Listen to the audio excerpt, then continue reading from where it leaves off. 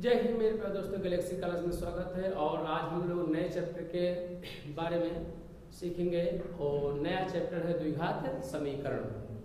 तो ये अध्याय कौन सा है? एनसीईआरटी का चौथा चैप्टर है और बहुत ही इम्पोर्टेंट चैप्टर है ये।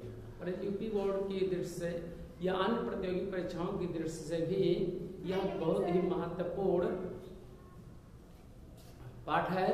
तो आज हम लोग क्या सीखेंगे? द्विघात समीकरण। द्विघात समीकरण से पहले हम लोग जानेंगे समीकरण क्या होता है।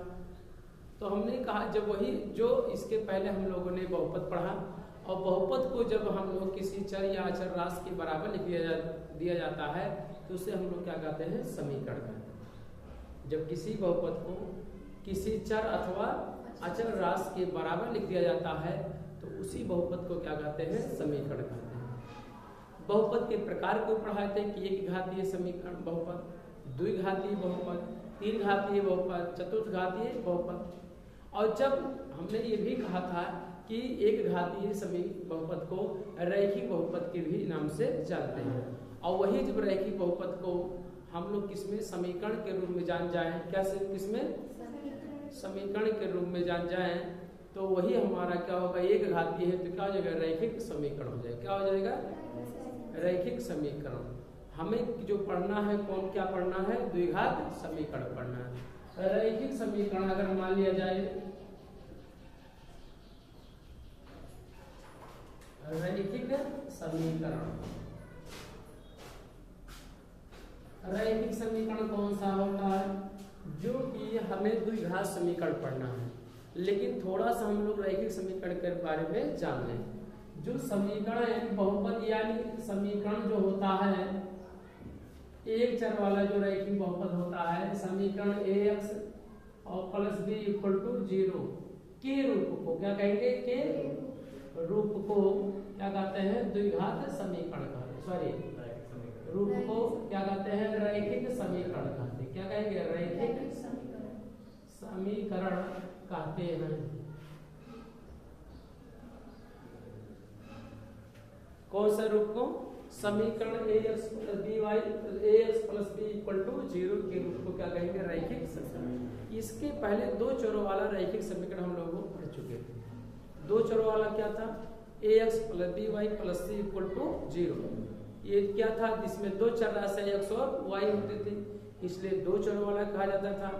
x और y पर घात मैक्सिमम कितना होता था? 1 होता था, इसलिए उसे कहा गया रैखिक। और वह किसी चर या अचर राशि के बराबर होता था, इसलिए उसे क्या कहा गया? समीकरण। दो चरों वाला रैखिक समीकरण। और समीकरण के बारे में हम लोग रैखिक समीकरण यानी प्रश्न के रूप को क्या कहेंगे हम लोग? रैखिक समीकरण। जहां लिख सकते हैं जहां ये डज नॉट इक्वल टू 0 तथा a तथा b कैसी है? वास्तविक संख्या। क्या है? ये तथा b क्या कैसी संख्याएं हैं? वास्तविक संख्याएं हैं। इसका मतलब x के गुणांक जो ये है ये कभी 0 के बराबर नहीं हो सकता। ऐसा क्यों?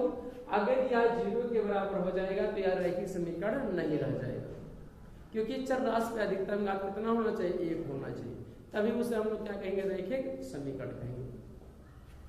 चूंकि हमें रैखिक समीकरण के बारे में हमें पढ़ना नहीं है, हमें क्या पढ़ना है? द्विघात समीकरण। क्या है? द्विघात समीकरण। क्या कहेंगे? द्विघात समीकरण। द्विघात समीकरण हमें ऊपर वाले चैप्टर को इसके पहले रैखिक समीकरण के बारे में हम लोगों ने हल कर लिया। अब हम लोग क्या करेंगे? द्विघात समीकरण। समीकरण का कौन सा रूप है? यहाँ चर राशि में घात 1 था तो एक घातीय समीकरण हुआ, इसी को रैखिक समीकरण कहा गया। जब चर राशि की यानी बहुपद की ऐसी घात जिसमें घात क्या हो? 2। तो जब वही बहुपद दो घातीय बहुपद को ही द्विघात समीकरण कहते हैं यदि वह किसी चर या अचर राशि क्या हो जाए? बराबर हो जाए। इसका मतलब ये हुआ कि अगर समीकरण का कौन सा रूप? समीकरण ax स्क्वायर और plus bx plus c equal to 0 के रूप को द्विघात समीकरण। क्या कहेंगे? द्विघात समीकरण कहते हैं। समीकरण कहते द्विघात समीकरण कहते हैं। जहां क्या हो सकता है? जहां ये कामा भी कामसी वास्तविक संख्याएं हैं। कैसी संख्या है? वास्तविक संख्याएं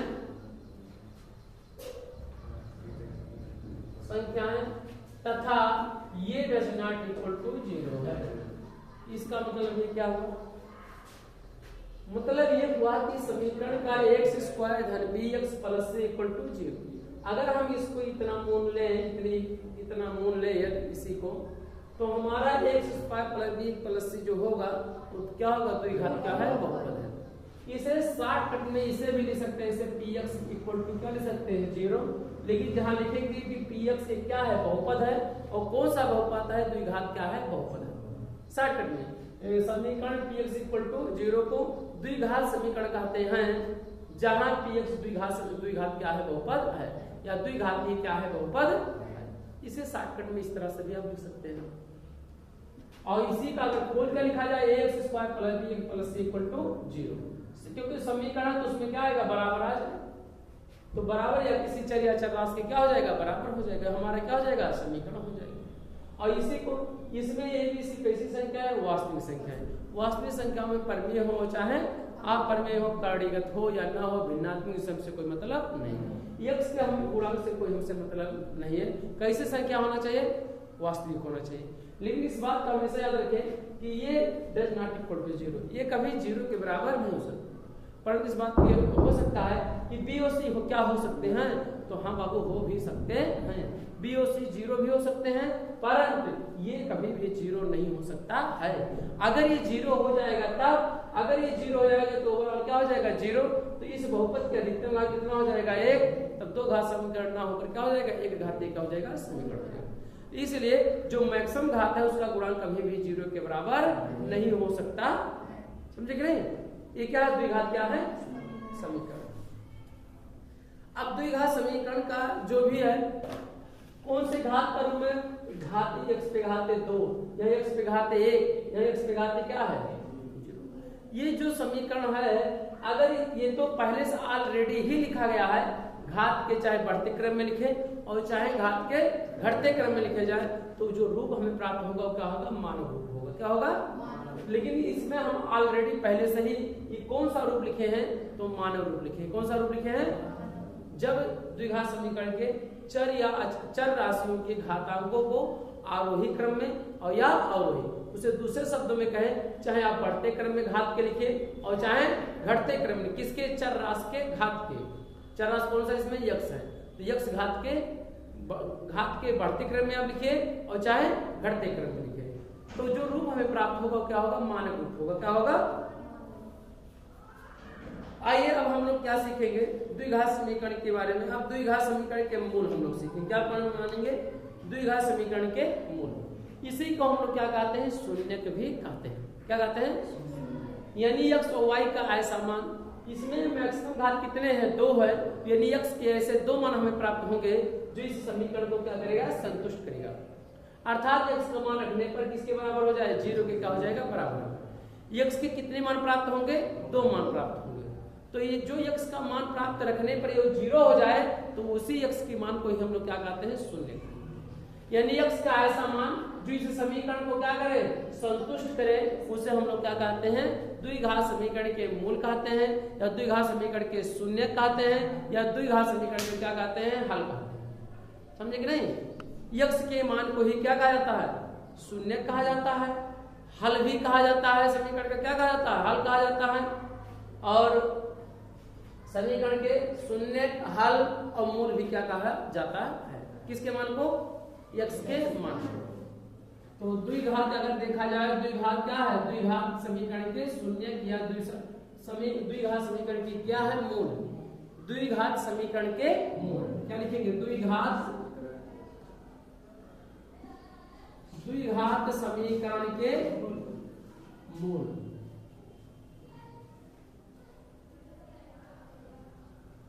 द्विघात समीकरण के मूल किसे कहते हैं? x का ऐसा मान जो द्विघात समीकरण को क्या करे? संतुष्ट कर दे। तो x के कितने शून्य प्राप्त होंगे? 2 शून्य प्राप्त होंगे। कितने होंगे? 2 शून्य क्या होंगे? प्राप्त होंगे, क्योंकि x का अधिकतम घात कितना दिया है? 2। तो कितने शून्य प्राप्त होंगे? 2 शून्य। और उसी को शून्य को यानी x का ऐसा मान जो रखने पे क्या हो जाए 0 के क्या हो जाए बराबर हो जाए, उसी को हम लोग द्विघात समीकरण के मूल भी कहते हैं। शून्य को ही क्या कहा जाता है, मूल कहा जाता है। और मूल क्या होता है बाबू, चर राशि x का मान। चर राशि अगर y होगा तो क्या होगा, y का मान रखने को होगा, z होगा, l होगा, m होगा, n होगा। जिसमें समीकरण चर राशि होगा, अगर x होगा तो x का मान ज्ञात करना होता है, अगर y है तो क्या होगा y का, अगर z है तो दो घात अगर समीकरण है तो उसके कितने मान प्राप्त होंगे, दो मान क्या होंगे प्राप्त होंगे। तो एक का मान माना जाएगा अल्फा और दूसरे का क्या मान लिया जाए, समझो कि नहीं। क्या लिखेंगे, समीकरण क्या लिखेंगे, यक्स का वह मान लिख सकते हैं, क्या लिख सकते हैं, यक्स का वह मान, यक्स के वे मान, यक्स के वे मान, यक्स के वे मान जो समीकरण ax स्क्वायर धन bx प्लस इक्वल टू 0 को संतुष्ट करे। x के वे मान जो समीकरण इतना को संतुष्ट करे, क्या करे, संतुष्ट करे, उसे क्या कहते हैं, द्विघात समीकरण के मूल कहते हैं, उसे द्विघात समीकरण के मूल कहते हैं। ये क्या हो गया, यक्स के वे मान जो समीकरण इतना को क्या करे, संतुष्ट करे, उसे क्या करे, द्विघात समीकरण के क्या कहते हैं, मूल कहते हैं। या उसी बात को हम लोग अपनी भाषा में और भी चेंज कर सकते हैं, यक्स के वे मान जो समीकरण इतना के क्या हो शून्य, यानी समीकरण इतने के शून्य को द्विघात का क्या कहते हैं, द्विघात समीकरण का मूल कहते हैं। अथवा करके ये भी लिख सकते हैं, अथवा करके क्या लिख सकते हैं, अथवा समीकरण इतना के शून्य, द्विघात समीकरण x स्क्वायर धन bx प्लस इक्वल टू 0 के शून्यकों को क्या कहेंगे, शून्यकों को क्या कहते हैं, समीकरण, द्विघात समीकरण के क्या कहते हैं, मूल कहते हैं। द्विघात समीकरण के क्या कहते हैं, मूल कहते हैं, क्या कहते हैं, मूल कहते हैं। या मूल को ही हम लोग कह सकते हैं हल भी कहते हैं, क्या कहते हैं, यानी द्विघात समीकरण इतना के शून्यकों को द्विघात समीकरण के मूल कहते हैं। कितने मूल प्राप्त होंगे, दो मूल प्राप्त होंगे। कैसे पता चला, तो x का अधिकतम घात जितना होता है उतने क्या होंगे, शून्य क्या होते हैं, प्राप्त होते हैं। x के घात कितने शून्य है, तो यानी x के कितने मान प्राप्त होंगे, जो x का मान रखने से इसका मान कितना हो जाए, 0 के क्या हो जाए, बराबर हो जाए। तो x के कितने मान होंगे, दो मान होंगे। अब एक को मान लिया जाएगा अल्फा, दूसरे को क्या मान लिया जाएगा, बात समझे कि नहीं। यानी x के वे मान या चर राशि के वे मान जो समीकरण इतना, चर राशि का और x रहे मान, तो यहाँ आप लिख सकते हैं चर के वे मान या चर राशि के वे मान जो समीकरण इतना को क्या करे, संतुष्ट करे। इसमें चर राशि कौन है, x है, तो इसमें हम डायरेक्टली कर लेंगे x के ऊपर, क्योंकि समीकरण किसमें बहुपद किसमें है, चर राशि, x में बहुपद है, इसलिए इसमें x कहा गया। आप x की जगह पे क्या लिख सकते हैं, चर राशि भी लिख सकते हैं, जिसका मान क्या होता है, बदलता है उसका, ठीक है। इसे क्या कहेंगे, द्विघात समीकरण के क्या कहते हैं, मूल कहते हैं। द्विघात समीकरण के जो शून्य का है उसे हम क्या मान लें, अल्फा और बीटा, क्या मान लें, अल्फा और बीटा। तो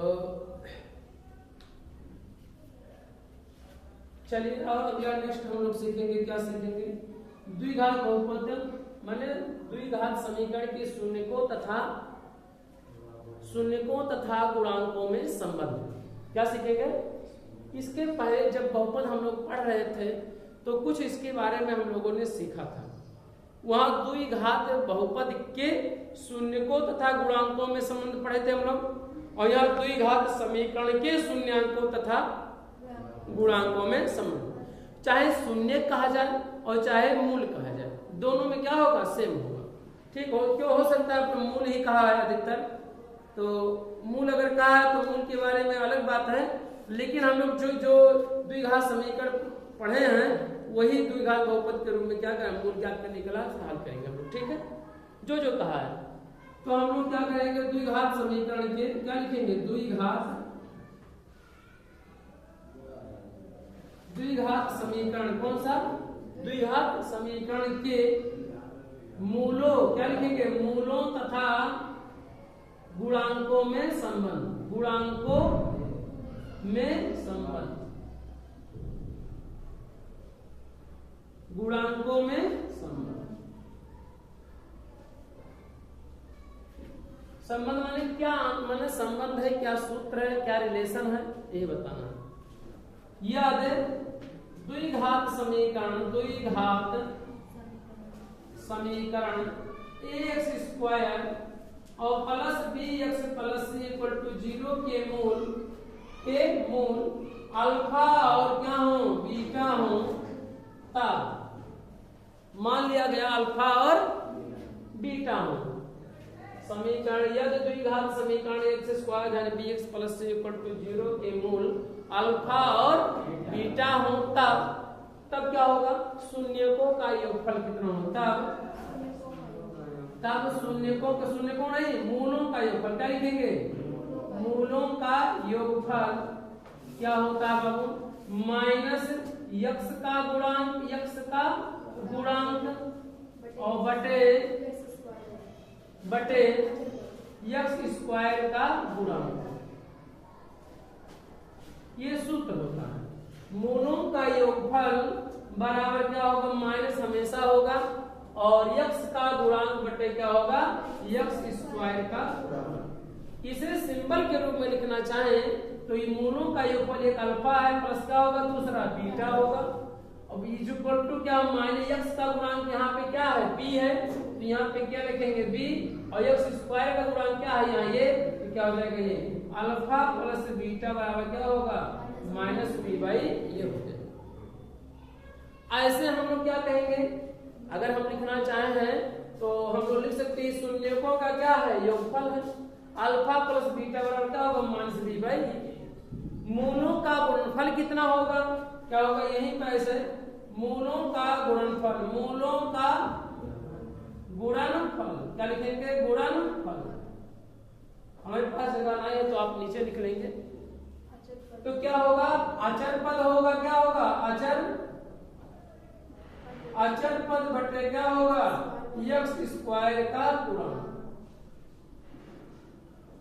यक्स स्क्वायर का गुणांक, ये सूत्र है। गुणांकों का गुणनफल माने अल्फा और बीटा का दोनों का क्या कर दिया गया, गुणा कर दिया गया। तो क्या होगा, अल्फा इंटू बीटा, क्या होगा, c बाई क्या होगा, अचर पद कितना इसमें c है, तो c और एक्स स्क्वायर गुणांक कितना है ये, तो क्या हो जाएगा ये, तो अल्फा इंटू बीटा बराबर क्या हो जाएगा, c बाई ये हो जाएगा। तो ये क्या रहा, मूलों का योगफल बराबर माइनस एक्स का गुणांक बटे क्या होगा, एक्स स्क्वायर, सिंबल में अल्फा प्लस बीटा बराबर minus b by.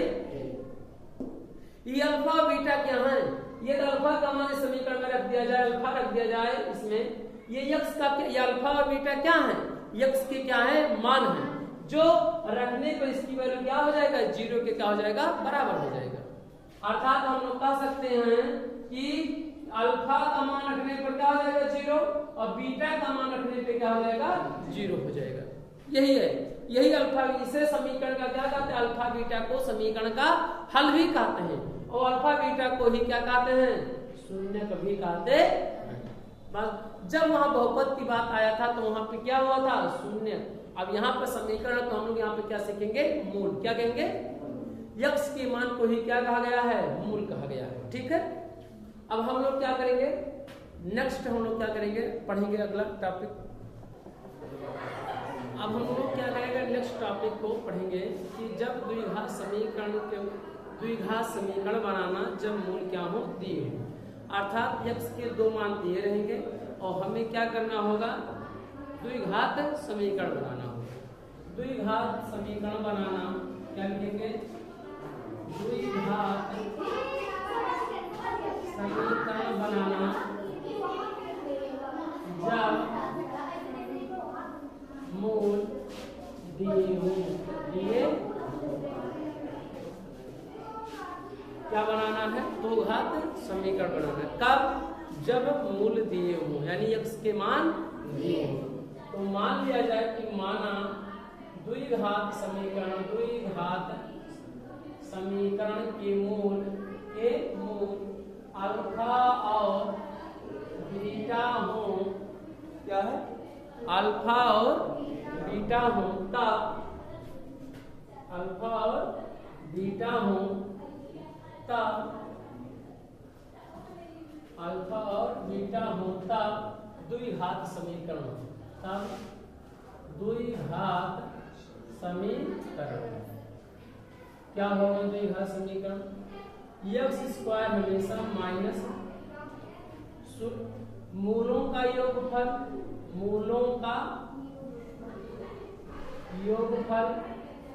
Into x plus मूलों का गुणनफल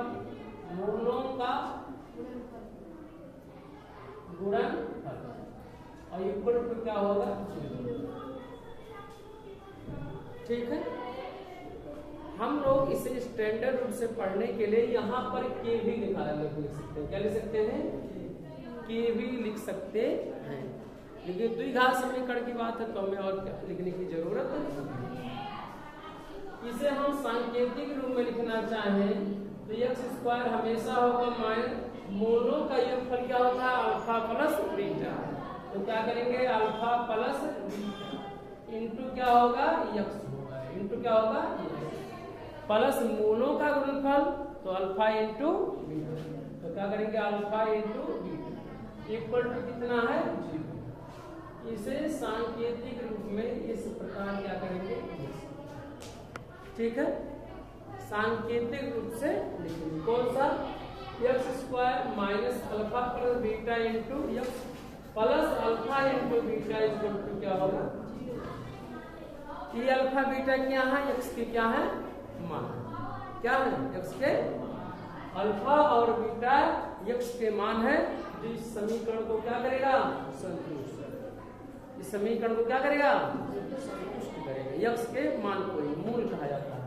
तो x स्क्वायर हमेशा होगा माइनस होगा और अल्फा प्लस इंटू x भी हमेशा होगा और प्लस अल्फा इंटू बीटा। शून्यकों का ये क्या है? गुणनफल। ठीक है, तो नोट कर लिया जाए। यहाँ पर क्या करेंगे? यहाँ पर लगा द्विघात समीकरण अल्फा, मूल का मतलब है कि x के मान दिए हो, तो हम ये हमें समीकरण ज्ञात बनाना हो तब कैसे बनाएंगे?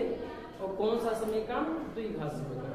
उसके लिए सूत्र क्या है? x square minus alpha plus beta into क्या है? x और plus alpha into beta equal क्या हो जाएगा? 0। अब हम लोग क्या सीखेंगे? अब ये सीखेंगे मूलों की प्रकृति सीखेंगे। क्या पढ़ेंगे? मूलों की प्रकृति या विविक्त कर सीखेंगे। पहले क्या? विविक्त कर,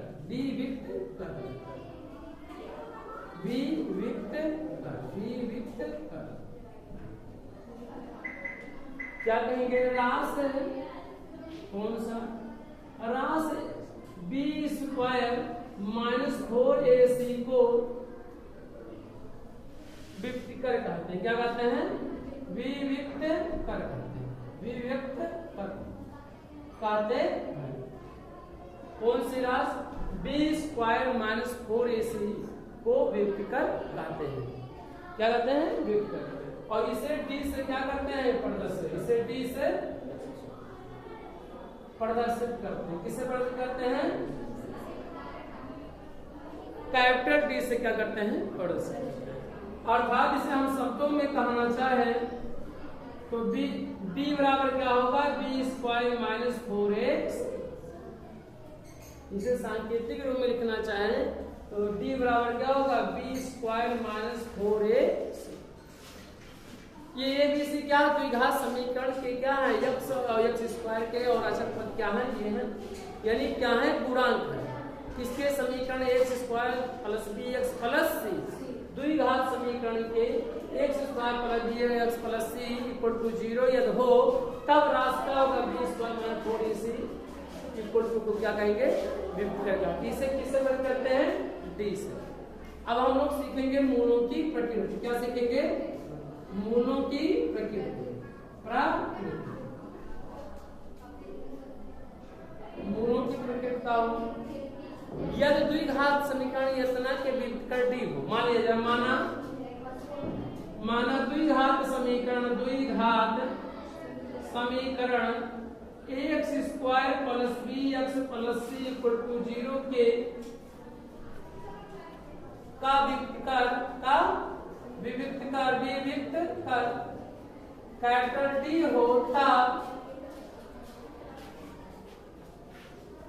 होता क्या होगा? मूलों की प्रकृति का मतलब ये है कि अल्फा और बीटा क्या होंगे। यदि पहला कंडीशन यदि b इक्वल टू 0 हो, यदि b इक्वल टू 0 हो जाए, यानी d का मान 0 के कहा जाए बराबर हो जाए, तब मूल क्या होंगे? तब मूल वास्तविक होंगे।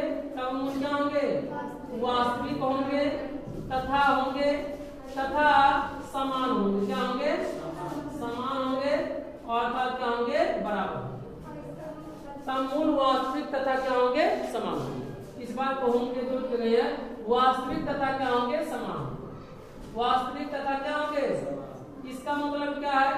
x का ऐसा मान जो दोनों मान क्या हो जाए? x के क्या हो जाए? बराबर हो जाए, यानी अल्फा और बीटा का मान क्या हो जाए? बराबर हो जाए। कब वो संतुष्ट करेगा? जब d इक्वल टू क्या हो? 0 हो। ऐसी दशा में हम लोग कहते हैं कि दोनों मूल क्या होंगे? बराबर होंगे, यानी x के दोनों मान क्या प्राप्त होंगे? बराबर होंगे। दूसरा कंडीशन भैया, यदि d ग्रेटर देन 0 तब d का मान 0 से क्या जाए? बड़ा हो जाए, तब मूल क्या होंगे?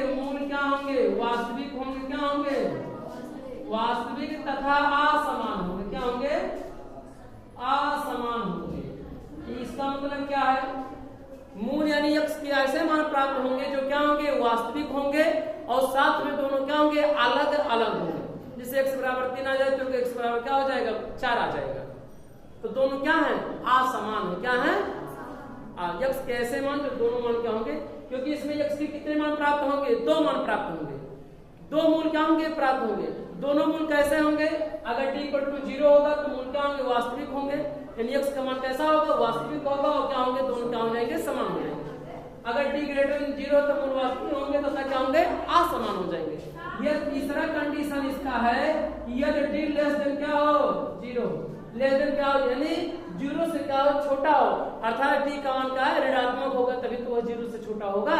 तब क्या होंगे? तब मूल क्या होंगे? काल्पनिक होंगे। तब मूल क्या होंगे? काल्पनिक होंगे। क्या होंगे? मूल काल्पनिक होंगे। क्या होंगे? काल्पनिक होंगे। ये हमारा राजा मूलों की क्या रहा? प्रकृति रहा कि मूलों के बारे में बहुत ही महत्वपूर्ण है। यूपी बोर्ड के लिए बहुत ही महत्वपूर्ण ये तीनों कंडीशन है। तीनों में से एक नहीं कहीं बोर्ड परीक्षा में आने के लिए 100% क्या है? चांस है। आगे चलिए हम लोग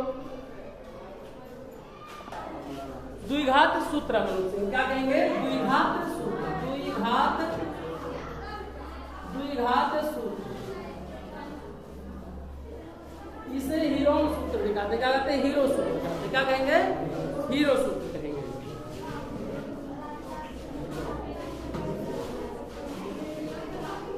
ये द्विघात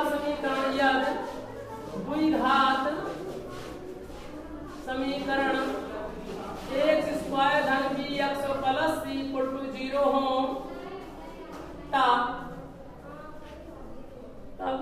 ये द्विघात समीकरण x स्क्वायर धन bx plus c equal to 0 हो तब जो x का जो मान होगा तो x का मान क्या होगा? x बराबर minus b plus minus third में b स्क्वायर माइनस 4ac अपान क्या होगा? 2a। इसे हम लोग क्या कहते हैं? द्विघात सूत्र कहते हैं और इसे क्या कहते हैं? हीरो सूत्र कहते हैं। क्या कहते हैं? इसे सिद्धाचार्य सूत्र भी कहते हैं। सॉरी, हीरो सूत्र से नहीं कहा जाता है, सॉरी, इसे सिद्धाचार्य सूत्र कहा जाता है। क्या कहता है?